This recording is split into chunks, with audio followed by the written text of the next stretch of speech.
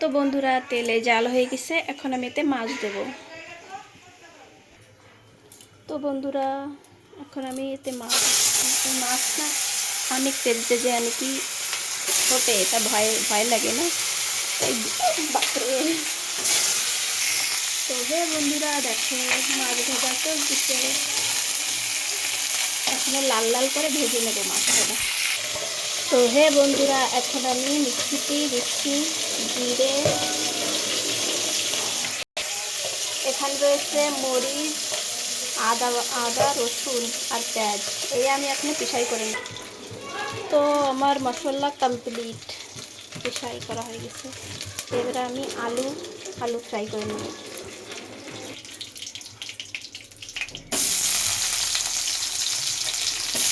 তো গাইস আমি আলু ফ্রাই করতেছি, আর এই যে আমার মাছলি ফ্রাই হয়ে গেছে।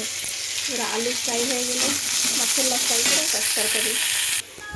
তো আলু ফ্রাই হবার মতন হয়ে গেছে, বাস এবার আমি আলু নামাই নেব। তো আলু ফ্রাই হয়ে গেছে, এবার আমি আলু নামাই নিচ্ছি। বাস এর মধ্যে আমি আলু এবার আমি তেল দিয়ে দেব। তেল গরম হলে আমি পেঁয়াজ দিয়ে দেবো। তেল গরম হয়ে গেছে, এবার আমি পেঁয়াজ দিয়ে দেবো। পেঁয়াজ আমি ফ্রাই করে লাল লাল করে পেঁয়াজ ভাজে এর মধ্যে আমি এবার মশলা দিয়ে দেবো। পেঁয়াজ ভাজা হয়ে গেছে, এবার আমি মশলা দিয়ে দেবো এর মধ্যে। বাস এবার আমি মশলা দিয়ে দিচ্ছি। মশলাটা ফ্রাই করে নেবো ভালো। মশলাতে তেল ছেড়ে দিলে এর মধ্যে হলদি লবণ দিয়ে দেবো। এবার আমি হলদি দিচ্ছি, লবণ দিয়ে দিচ্ছি, স্বাদ অনুসার লবণ দিয়ে দিচ্ছি। ভালো করে মশলাটা ভাজিয়ে নেব। আমি ভালো করে মশলাটা ভাজিয়ে নেব মশলাটারে। তারপরে এর মধ্যে গরম জল দিয়ে দেবো। যখন তেল ছেড়ে দেবে আমি এর মধ্যে গরম জল দিয়ে দেবো।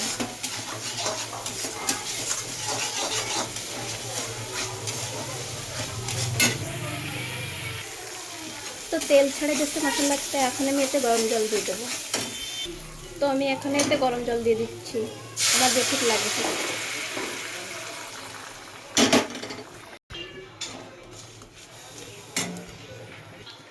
জাল ভাতা জলে উতরে আসলে বাস আমি এর মধ্যে আলু দিয়ে দেবো। আলু আর মাছ একসাথে দিয়ে দেবো।